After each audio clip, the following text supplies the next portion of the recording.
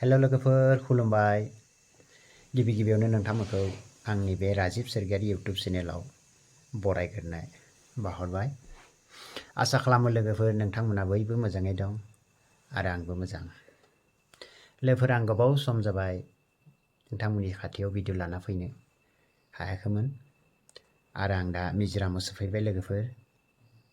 आं 11 बिथांखियावनो न'निफ्राय ओंखारबोदोंमोन आरो 12 बिथांखियाव सिलचराव सफैनायमोन आरो सिलचराव आं साननै थाबाय जाहा हौवा हिन्जाव सानैजों आरो 14 बिथांखि फुङावहा 9 रिंगायावहा ओंखारबोबाय सिलचरनिफ्राय मिजोरामसिम आरो जों थानाय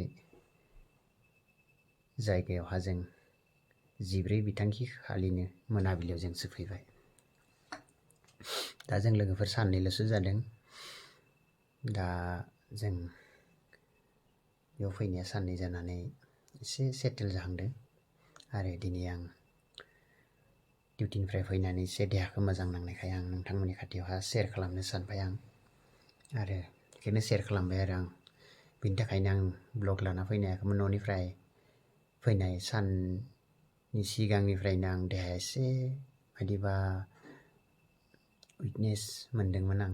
बेनि थाखायनो आं नोंथांमोननि खाथियाव आं ब्लग लाना फैनो हायाखैमोन लोगोफोर आरो आं दा लासै लासै नोंथांमोननि खाथियावहा ब्लग एबा आं भिडिअ लाना फैनो नाजागोन।